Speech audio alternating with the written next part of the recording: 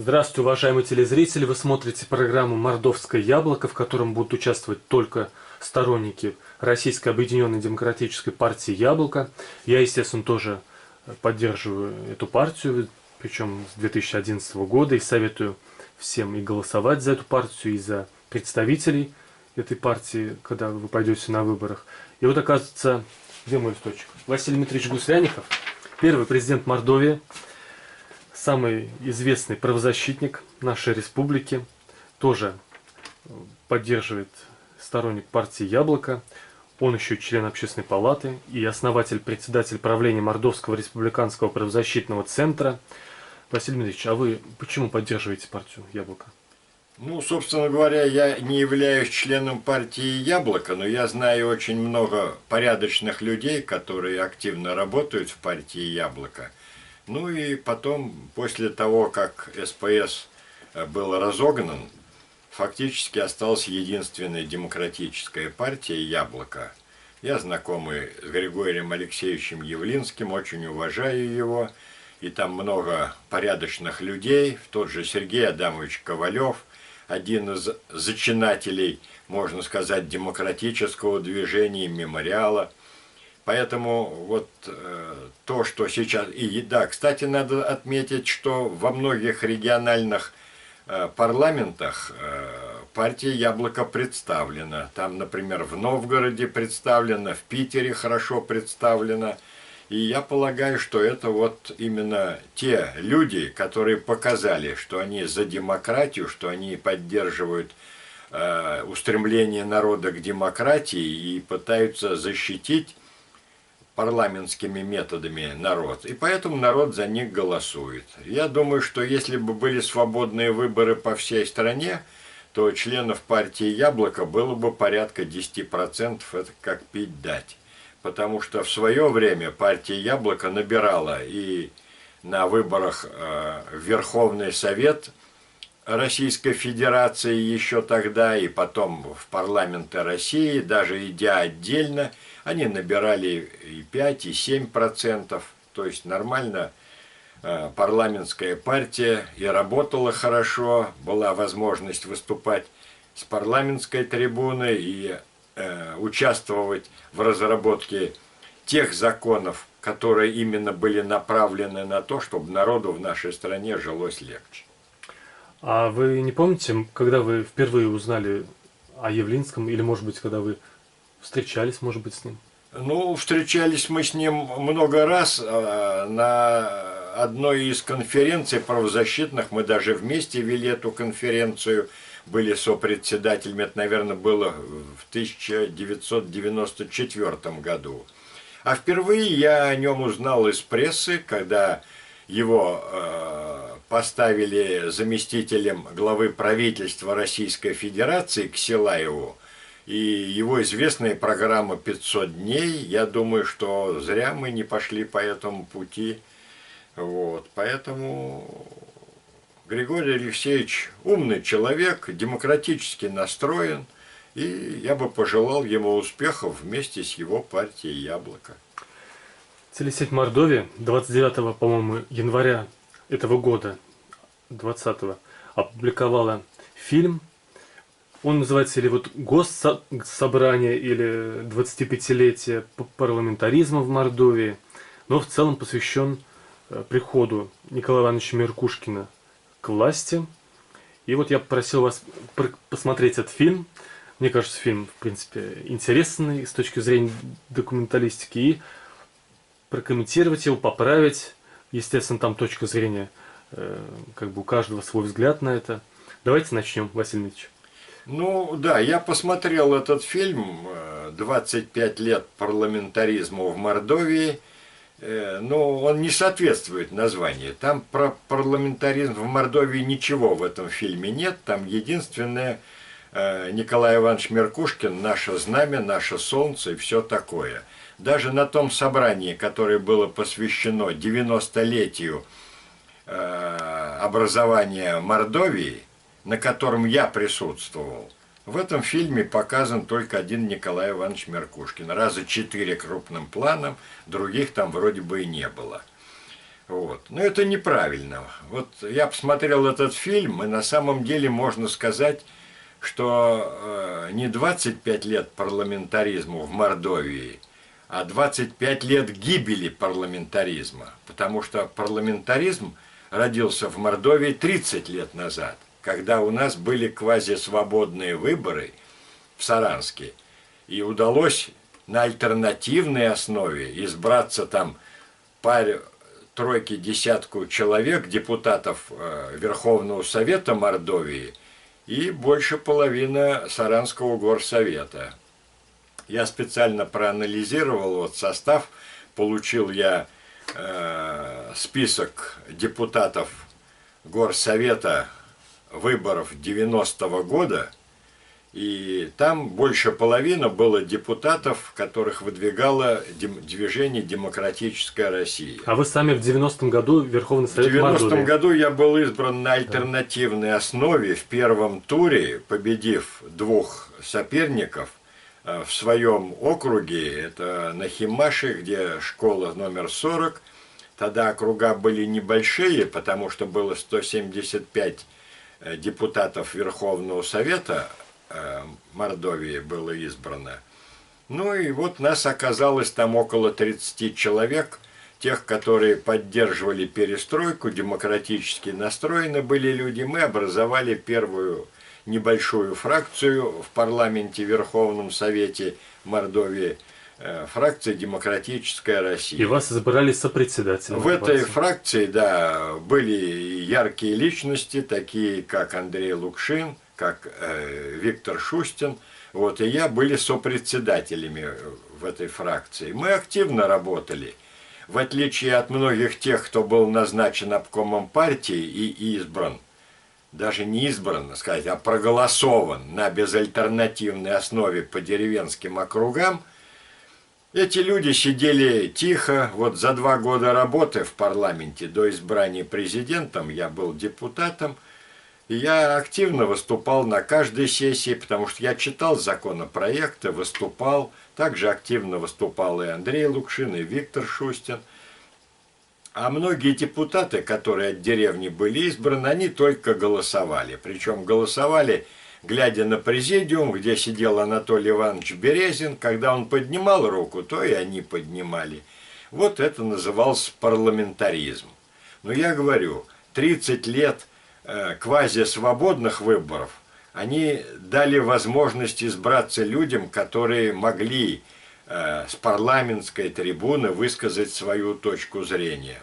И народ заслушивался. Я помню то время, когда на телевидении у нас было очень много времени на местном телевидении, и даже репортажи шли в прямом эфире с заседания Верховного Совета. И народ мог посмотреть, с удовольствием смотрел, я говорю, лучше даже, чем многосерийные вот мыльные сериалы, которые сейчас идут, потому что было видно, кто из депутатов по каким вопросам выступает, за что выступает, как борется, за права народа или за права начальников. Это было замечательное время. Тем более на том же телевидении была относительная свобода, было создано несколько команд, которые между собой состязались. Одни выходили там во вторник, другие в среду, третьи в четверг. И народ сам определял, кого он хотел смотреть, кто больше рейтинг имел среди этих команд. То есть была, ну, можно сказать, вот это вторая оттепель. Первая, говорят, оттепель была при Хрущеве, а вторая была при Ельцине. И газет в Мордовии было в десятки раз больше, чем сейчас, да? Ну, я не скажу, что в десятки, но появились свободные газеты.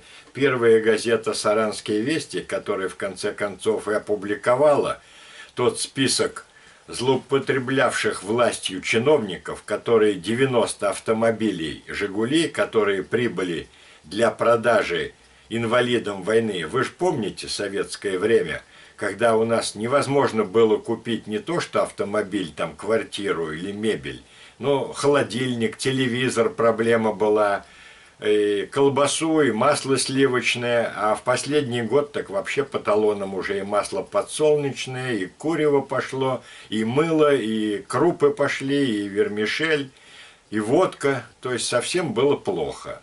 И довело страну до этой точки никто иной, как КПСС. Тут не надо показывать на предателя Горбачева. Горбачев не глупый человек, и если бы была возможность дальше править так, как правил КПСС, то никакой бы перестройки бы он и не затевал. Но ситуация была такая, что цены на нефть на мировом рынке упали, денег у нас стало мало, да. Купить продукцию зарубежную стало не на что, своей производили мало и не то производили. А в Конституции была прописана 6-я статья в том, что КПСС является правящей партией. Я всегда говорю, но если ты правящая партия, то ты правь так, чтобы народу было хорошо. Василий Дмитриевич, да. прерываю. И оказывается, вот у Советского Союза был один из самых огромнейших золотых запасов. И когда вот Явлинский уже был, по сути, заместителем премьера всего Советского Союза несколько месяцев, в 1991 году после ГКЧП он отвечал и за экономику, и за социальную сферу, и он сделал отчет, и с подписью Горбачева ему разрешили опубликовать данные о состоянии золотовалютных резервов на сентябрь 1991 года. Оказалось, что денег золота нет, и оказалось, премьер-министры до этого, вот за 80-е годы, растратили все золото Советского Союза на продовольствие для советских граждан, потому что полностью советская экономика не способна была обеспечивать своих граждан. Ну, вы правильно говорите. Дело в том, что много анекдотов ходило о том, и даже фильм один был, как кандидат наук на овощной базе свою визитку вкладывал фасованный картофель, чтобы знали, кто фасовал. А ему за это выговор делали. Ты что там выпендриваешься? Я скажу, что наш институт то же самое имел, так сказать, свои поля луковые. Институт силовой электроники при электроуправителе. Да, там, где я работал, НИИ силовой электроники, и мы регулярно выезжали ежедневно на прополку, человек по 20-30, отделы менялись. А люди ездили, сначала пропалывали поля, потом лук убирали, потом его обрезали. Как сейчас помню, замдиректора Цепкайкин, очень уважаемый человек, он также сидел вместе с нашими инженерами, ведущими инженерами, старшими научными сотрудниками и ножничками обрезал лук. То есть это была хорошая трудотерапия. А потом помню, как в Ичалковском районе нас посылали 6 ноября, накануне праздника, из мерзлоты, мерзлой земли, там выковыривать остатки свеклы. То есть вот эта вся система была построена таким образом. Но это принудительный труд, да? Ведь вы не добровольно ходили туда? Да нет, ну как не добровольно? Когда партком тебе скажет, вот ты выезжаешь и все. Или увольняйся. Ну, с другой стороны, никто особенно не увольнялся, потому что это никто выезжали, отучились отказываться. Вместо работы, а работу ты потом делал в другой день. То есть ситуация была такова, что парткомы занимались вот этим распределением трудовых ресурсов на поля для оказания сельскохозяйственной помощи. А партком возглавлял Березин, который, оказывается... Нет, Березин возглавлял обком. А партком, естественно, в каждом предприятии свой партком, был освобожденный человек, который получал зарплату. Я думаю, что при этом там и партийные деньги, и государственные брались из одного кармана. Вот. Но ситуация-то не о том, что когда наступили рыночные отношения в 90-х, оказывалось, и не надо ездить в колхоз. И лук, он убирается автомашинами. Если где не знают, как убрать, такого руководителя увольняют и дают там фермеру. А фермер может и на этом луке сделать хороший бизнес. И также с зерновыми. В 92-м году в Республике Мордовия был убран хороший урожай и зерновых, и картофеля, и свеклы. По этим показателям мы были в передовиках в Российской Федерации. Это вы уже президентом были? Да. Тут говорят, что мы, мол, там ничего не могли сделать, а на самом деле есть такой российский статистический ежегодник за 94 год. Вот да, такой ну вот, Василий толщины. Ильич, известно ведь всем, мы уже привыкли, жителям Мордовии, что мы всегда, Мордовия должна была находиться на 80-х местах. А в 92-м году? Нет, ну мы к этому не привыкли. Я говорю, по зарплате еще в начале 90-х Мы были в Приволжском федеральном округе на 3-м месте сзади. Хуже нас были и чуваши, и марийцы. У них зарплата была еще ниже. Я хочу сказать о другом. О том, что если дать свободу производителю, то многие вопросы будут сняты. Почему, я говорю, у нас в 92-м году был небывалый урожай, впервые мы перешагнули миллионный рубеж, 1 000 000 тонн зерна было собрано.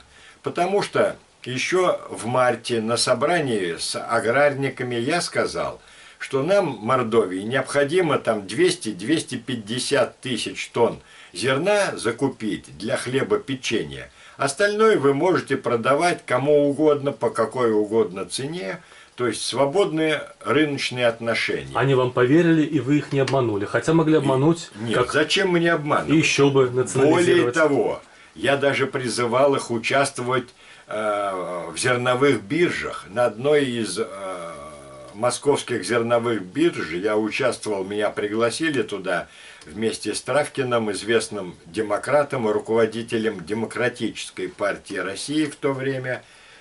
Мы участвовали. Там были призывы к фермерам: давайте обращайтесь к нам, мы готовы вам дать кредиты, по которым вы расплатитесь потом осенью зерном по среднебиржевым ценам.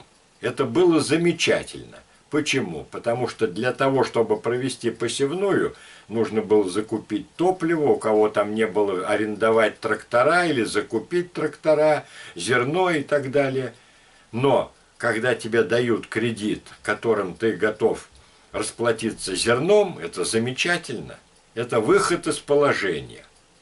И вот, говорю, в этом году Мордовия собрала хороший урожай, и по этим показателям мы не то что там в хвосте, мы в твердой середине были.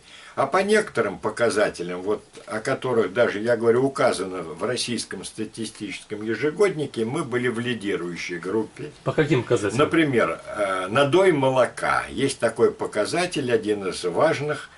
Так вот, Мордовия была на 4-м месте. Падение по надою молока за 92 год в Мордовии было всего 0,3%. И только у 3 регионов был прирост по молоку, а остальные уже падали. Так вот, мы были 4-е спереди. Это хороший показатель. Я говорю о том, что мы были на хороших местах и по сбору сахарной свеклы, и по урожайности сахарной свеклы, и по картофелю, и по зерновым. То есть у нас тут были хорошие результаты. А раз вы самый высокий сбор, значит, в Мордовии тогда меньше всего скрывали урожай. Значит, они больше доверяли власти. В регионе знали, что как бы Гуслянников, значит, такая у вас была репутация, что знали, что он не обманет и не стоит скрывать. Я полагаю, что это было особенно, наверное, там, где были зерновые. Раньше-то ведь как было? Если ты отрапортуешь, что ты много, с тебя и возьмут много. И тогда тебе колхозникам раздать на трудодни нечего будет. Поэтому разные колхозы, совхозы, они и скрывали часть урожая, занимаясь вот такими вот вещами. А когда вопрос возник, что свобода, я вам скажу даже, что в 92-м, в 93-м годах в колхозах и совхозах был ажиотаж в том, чтобы взять в аренду поля с сахарной свеклой на прополку, на уборку, потому что там платили по конечному результату, и люди зарабатывали по 20, по 30 мешков сахара. Это были замечательные деньги. То есть люди поработали на прополке, на уборке, и заработали за сезон там 20-30 мешков сахара. Это хорошие деньги. И вот эти рыночные отношения, они начинали развиваться. Но когда проигравшие в гонке президентской коммунисты поставили целью очернить, потому что только про меня газета Мордовии не писала. Василий Дмитриевич, да. А какие-нибудь, может, еще показатели вспомните? Ну, я вот рассказываю, сельскохозяйственные показатели были замечательные. Угу.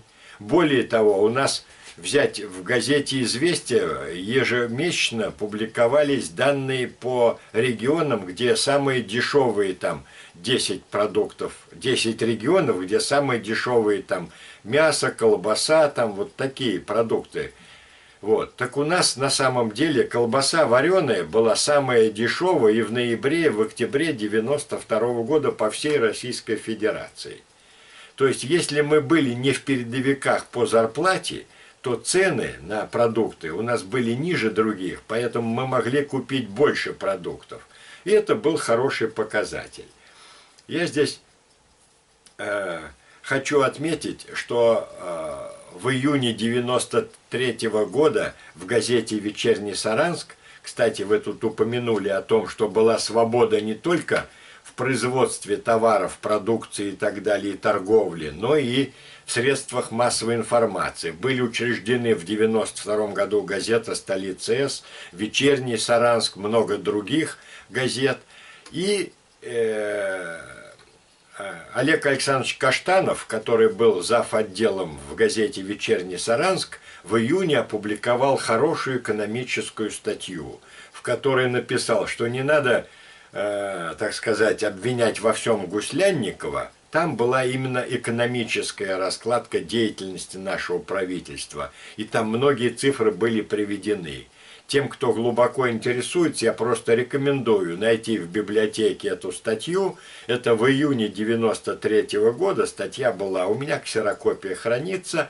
Я из нее там выдержки делаю. До сих пор, когда встречаюсь, говорю Олегу Александровичу Каштанову: спасибо вам за ту честную публикацию, которую вы сделали в газете «Вечерний Саранск». Он Общероссийский народный фронт возглавляет, да? Он сейчас сопредседатель Общероссийского народного фронта, ведет большую работу, в том числе вот и по обращениям граждан, то есть активную работу ведет. Но тогда, вот я говорю, было немного людей, которые могли выступить с такой гражданской позицией и поддержать справедливость и правду. Он опубликовал честную статью с опорой на цифры. А газета «Мордовия», которая, в общем, была поставлена задача оклеветать Гуслянникова, сделать так, что показать, что он коррупционер, ничего не может и все прочее, под этим соусом в апреле 93 года принималось решение об отстранении, упразднении поста президента, поскольку, дескать, они ничего не могут, и он коррупционер. А Бирюков финансировал эту газету, да? Ну, нельзя сказать, что Бирюков, я думаю, лично Бирюков Верховный рубля Совет не дал, да, это были казенные государственные деньги, учредителем являлся в том числе и Верховный Совет. Вопрос-то в том, что все, что было написано в этой газете, все это неправда, потому что после этого, когда я остался без работы, я пошел в суд за защитой чести и достоинства. Я выиграл более 30 исков о защите чести и достоинства у многих журналистов, в том числе несколько исков у Ивана Ивановича Келлина, у Николая Васильевича Бирюкова за те клеветнические публикации, которые были вот со страниц газеты «Мордовия». Келлин, главный редактор, Бирюков, глава Верховного Совета. Да, это было таким образом. Надо отметить даже, что та клеветническая справка, которая была обнародована в апреле 93 года, ее не подписал Федосеев, который возглавлял эту комиссию по расследованию, потому что человек, у него просто совесть была. А в этой справке было там все намешано, одна клевета. И когда Пензенская областная прокуратура после того, как ее Верховный Совет направил для расследования эту справку, вынес вердикт в сентябре 1993 года, что факты, приведенные в этой справке, не имели места, и Гуслянников ни в чем не виновен. У меня был козырный туз в руках, я с этой справкой ходил потом в суд и показывал, и выигрывал вот эти иски о защите чести и достоинства. Но им надо было устранить президента и упразднить пост президента, а все, что было потом, их уже не волновало. Поэтому судьба вот сложилась таким образом. Но я хочу еще раз вернуться к этому фильму, который вот показан был, 25 лет парламентаризма. Я еще раз хочу сказать, 25 не парламентаризма, а 25 лет гибели парламентаризма, потому что исполнительная власть подмяла под себя весь парламент, и до сих пор у нас в парламенте никакой оппозиции, никаких разных мнений, а на самом деле парламент – это место для дискуссий. И даже то, что у нас было в 90-м и в 91-м году в Верховном Совете, отсутствует вот все эти 25 лет. Потому что и выборы проходят таким образом, там закон изменился, что практически оппозиции выдвинуться нельзя. Ну и плюс к тому, что и радио, и телевидение, и газеты все под контролем единственной партии власти. И она, особенно у нас в Мордовии, она практически занимает все места в парламенте. А те оппозиционные партии, которые в парламенте России, там в виде ЛДПР, там коммунистов или Справедливой России, они там не играют большой роли, поскольку большинство занимает парламент от партии «Единая Россия», и парламент голосует так, как надо исполнительной власти.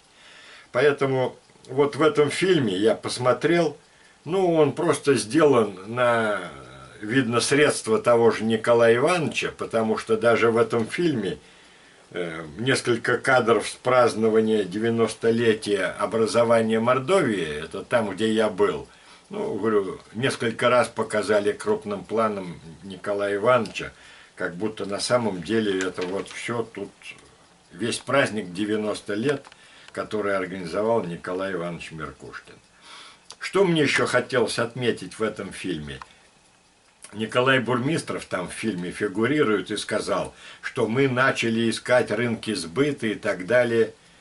Да ничего не начали искать рынки сбыта, это все пропаганда. Типа в 95-м году только начали, да?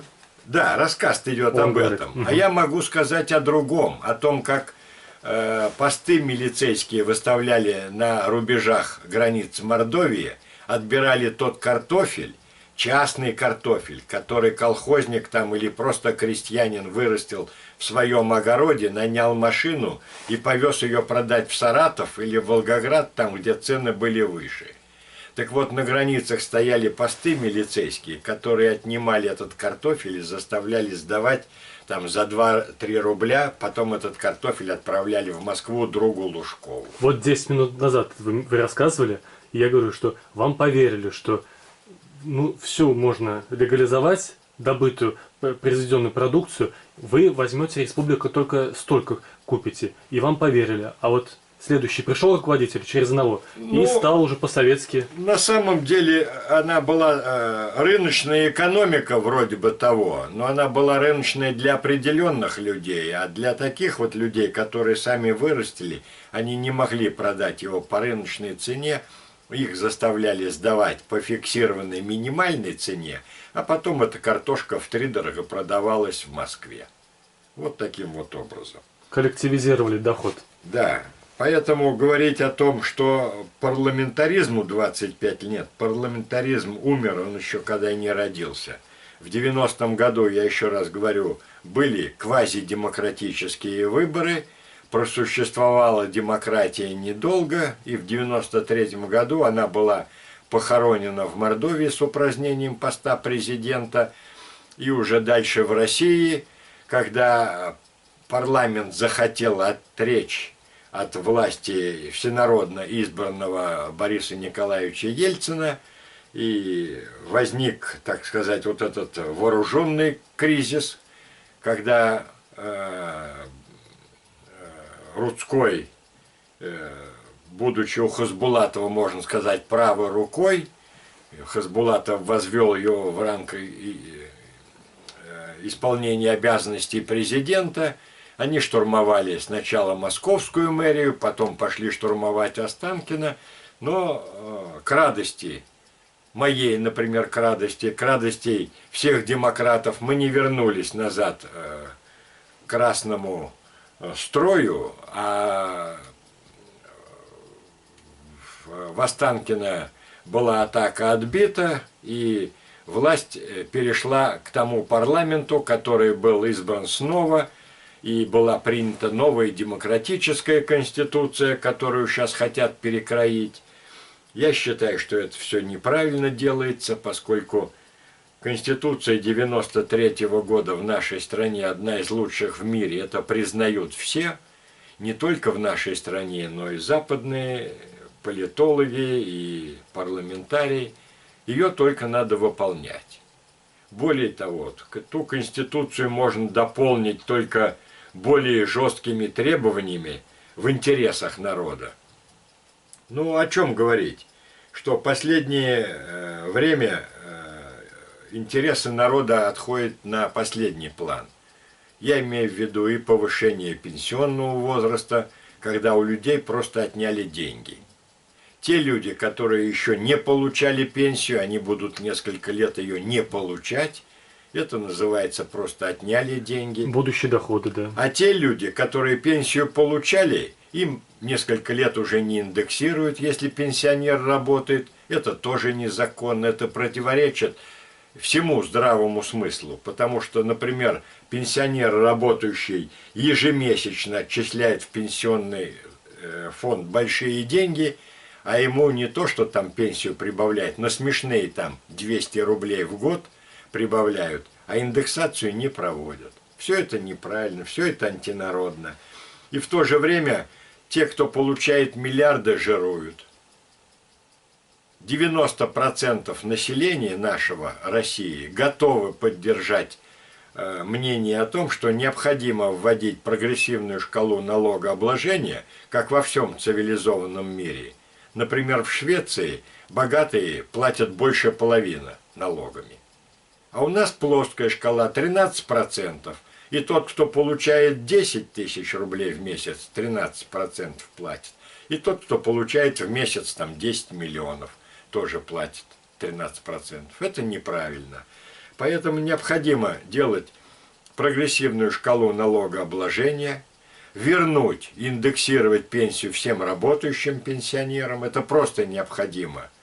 Я думаю, ввести не только до 7 лет, а до 14 хотя бы лет детские пособия всем детям, равные прожиточному минимуму. Но это просто смешно. Получается, до 7 лет человек, семья будет получать пособие на ребенка, а в 8 лет куда его девать? Резко обрывается вот эти 10 тысяч, которые планируют выдавать до 7 лет, а в 8 лет ты уже как хочешь, так и корми ребенка. Прерываю. А вот еще Николай Иванович Меркушкин говорил в фильме, что когда он еще работал, видимо, комитет по приватизации имущества он возглавлял, да? Да, фонд имущества. Фонд имущества. Это Чубайс его назначил, да, из Москвы? Я не могу сказать, кто там принимал решение, но вопрос был очень интересный. Мы предлагали и своих людей на этот пост, но получилось так, что практически во всех регионах эти важные посты заняли выходцы из КПСС. Еще Горбачев призывал всех первых секретарей райкомов переливаться плавно в советскую власть, поскольку власть переходила от райкомов. Верховный Совет возглавлять, да. Не только Верховный, но и районные советы. И практически все первые секретари райкомов стали главами администрации района. Там, где были безальтернативные голосования. А где было альтернативное, ни одного первого секретаря не избрали. Не было никаких голосований. Тогда еще не было этих голосований. Тогда практически назначали. Ну и вот Меркушкин... Мне удалось там назначить несколько человек, которых потом, после того, как меня убрали, вытурили моих людей.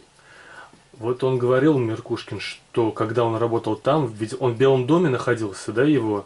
Ну, то, что фонд. Где место сидит человек, это не так важно. Вот он говорит, что он, когда заходил в здание, то государственная охрана, то охрана, видимо, каких-то, видимо, намекает на ОПГ. Это правильно. Я посмотрел этот сюжет. Здесь просто элементарная клевета. То есть Николай Иванович Меркушкин сказал, что вот какие-то там ребята в кожанках, у которых под мышкой оружие.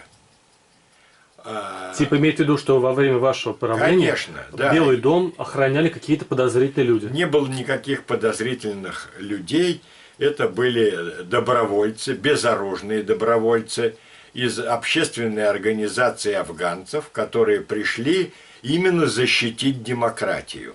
Потому что всем было понятно, что идет говорили, узурпация что сняли власти. Охрану сняли специально. Конечно. Идет узурпация власти законно избранного президента, и поэтому общественная организация афганцев, воинов афганцев, они пришли и предложили свои услуги, чем мы и воспользовались. Никакого оружия там не было, поскольку по закону никто не мог иметь оружие, кроме законных вооруженных сил, милиции, то есть вот те структуры, которые, или охрана президента была тогда у Бориса Николаевича Ельцина. Поэтому вот в этом фильме про оружие это сказано было для красного словца, для такого позерства. Ну, типа он спас от криминала Мордовию, намекает, что было до него там. Кто что спас, эта история расскажет лет 50 спустя. Потому что у нас такая традиция закрывать все фонды, все ненужные документы, чтобы народ не знал все, надо их лет 50, пока никому не показывать.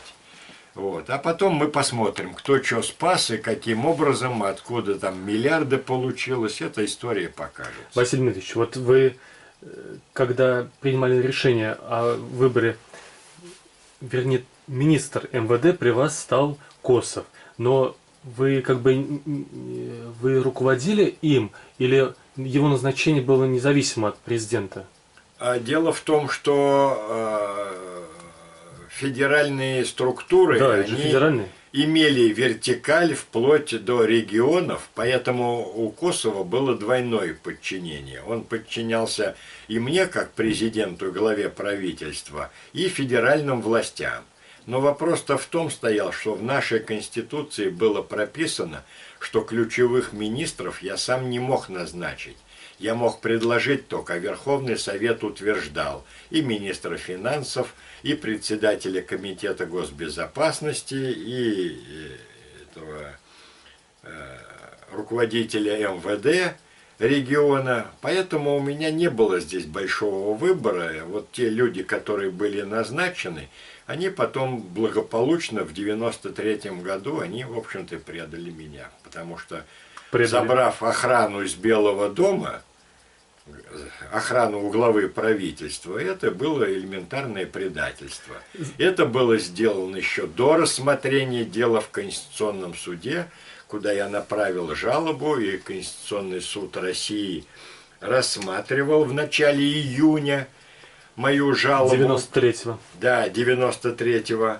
И не вынес никакого решения, потому что он не мог сказать, что Верховный Совет поступил законно. Поэтому он признал незаконным указ Ельцина, а по моей жалобе отправил на рассмотрение сюда, в Мордовию. Но в Мордовии был нелегитимный Конституционный суд, потому что он был сформирован уже после того, когда меня отстранили. То есть я не подписывал закон о Конституционном суде Мордовии, а полномочий у Бирюкова подписать не было. О чем Конституционный суд Мордовии в августе 93-го года и сказал. Он и сказал о том, что да, Верховный Совет имел право упразднить пост президента, но он должен был направить этот законопроект на подпись президенту, и если бы президент подписал закон об упразднении поста президента, тогда пост президента исключался бы с Конституции. А поскольку мне его не направляли, то в этом было нарушение. Это же все бумаги есть. За это потом Конституционный суд Мордовии упразднили через несколько месяцев, о чем газеты и писали, что наш Конституционный суд Мордовии – это Конституционный суд, орган одноразового использования. Он сделал свое дело, больше он был не нужен, и его упразднили. А вот хочу все-таки спросить, у вас не было никаких полномочий для того, чтобы улучшать ситуацию с тем, что по всей стране убивали, в общем, тысячи людей ежегодно? У вас не было полномочий влиять на вот решение этой проблемы? Как бы А это... как повлияешь, чтобы не убивать людей? Их и сейчас убивают. Но это уголовные преступления, за которые преступники должны нести ответственность. Но он был подконтролен вам, министр МВД, или он формально отчитывался, но вы не имели права его... Нет, а что, вы хотите сказать, что Министерство внутренних дел не боролось с преступностью в нашей республике? Боролось. И Мордовия была не на плохом счету, как всегда. Она, кстати, и сейчас не на плохом счету. Мордовия была в начале 90-х по правоохранительным как бы, безопасности. А какие вот у вас рейтинг есть? Это надо смотреть Ага. все сюда по отчетам. Ну, по памяти у вас какой было? Я скажу, Да. что вот говорят 90-е годы, там все такое. Ну просто в СССР та же самая преступность была, просто были... Скрывалась отчетность. Конечно, у нас же нельзя было публиковать ничего, если где случилась авария. Наводнений, аварий у нас не было. Трое и Самолеты больше не падали. количество жертв, об этом уже нельзя было Да, писать. да. Поэтому просто не писали. И создалось такое впечатление, потому что в начале 90-х была свобода. Свобода была в том числе и в средствах массовой информации. Поэтому об этом писали. А то, что, да, уровень преступности, может быть, и возрос. 200 потому трупов в год было. 200 убийств в год. Ну, я вам скажу, что на самом деле, я, когда был в Дании, то я мог сравнить, что по уровню убийств датчане находятся в 100 раз в лучшем положении, чем Мордовия. И не только Мордовия, а любой регион. То есть цивилизация европейская, к которой я внутренне стремлюсь и буду стремиться, сделать так, как в Европе, потому что был я в Европе в некоторых странах, посмотрел, и мне очень понравилось. Как говорил у меня друг, вроде никто ничего не делает, а у всех все есть. Там пособие по безработице выше в 2 раза, чем наша средняя зарплата. И это при том, что набор продуктов стоит, может быть, чуть только дороже. Василий Ильич, вот Владимир Ильич Волков в январе, когда был день печати, он говорил, вспоминал, что, говорит, мы, он про себя говорит, видимо, про свою команду, прожили то время, когда нам подкидывали гранаты, или оружие какое-то. В смысле, что, видимо, он имеет в виду, что Волкову угрожали в 90-х годах. Вы что-то знаете об этом? Не знаю, вот то, что мне еще Вам угрожали в период действия СССР дверь сожгли, Тамары Васильевны Тюриной дверь сожгли, и потом те, кто нападал на меня, Да, фотографии есть это. для того, чтобы я не огласил, как сопредседатель комиссии Верховного В Совета, бинтах весь. Да. ту справку о злоупотреблениях высших должностных лиц в партии и в органах власти. А потом, когда вы стали президентом, после этого, вы что-то знаете о том, чтобы Волкову, Меркушкину, руководителям высшего уровня угрожали бандиты? Тогда еще они не были руководители высшего уровня. Да, правильно. Я думаю, что бандиты многим угрожали, но больше они угрожали соперникам по своему рынку экономическому. То есть между собой разборки были, и много убивали друг друга. Что тут говорить? Было такое. А то, что, например, вот эти уголовные преступления должны расследоваться, должны наказываться, естественно, и у меня большая благодарность тем людям, которые активно боролись с организованной преступностью. Вот я отмечу здесь в ранге заместителя руководителя МВД был Панкратов. Да, Панкратов. Они, можно сказать, переломили хребет организованной преступности. И правильно сделали. Но он со стороны приехал к нам, Панкратов, да? Но это не играет роли. Откуда? Со стороны или местной. Все главное о том, чтобы человек занимался делом, порученным ему. Он же за это получает и зарплату, и неплохую зарплату, и положение его. Поэтому надо было работать и бороться. Что-нибудь еще забыли сказать о фильме? Нет, про фильм я все сказал, просто я еще раз могу подчеркнуть, Да. что само название противоречит этому фильму. 25 лет парламентаризма, а фильм надо было обозначить 25 лет со дня кончины парламентаризма. Потому что вы же помните, как этот парламент начал работать. Задним числом исправляли процент явки. Да. То есть это все. Я же в свое время боролся за то, чтобы убрать этот процент. Вообще не важно. Сколько людей пришло, значит, те и пришли. Никакие там 25, никакие 50 не должны быть. Главное дать возможность Альтернативу. людям проголосовать. Люди сами придут, проголосуют, когда будет реальный выбор. А когда в бюллетне стоит один из одного, каждый скажет: а что я пойду голосовать? Его и без меня назначат. Я же помню, когда в СССР еще было. Один из одного, 99,9% за блок коммунистов и беспартийных. Какой там блок? Какие там коммунисты? Я один раз пришел, жил на дачном переулке, и голосовал я в клубе строителей. Воскресный день выборы были. Пришел с дачи, с утра уехал рано утром на дачу, пришел в 6 часов голосовать. Полминуты до конца. А мне говорят, что ты уже проголосовал. Говорю, как проголосовал? Вот в списке помечено, подпись. да. Ужас. Ну и вот после этого я уже не ходил ни на какие какой год? выборы. Ну это были где-то 68-й, 69-й год. Понятно. Так они и были. Василий Дмитриевич Гусаренко, спасибо вам большое.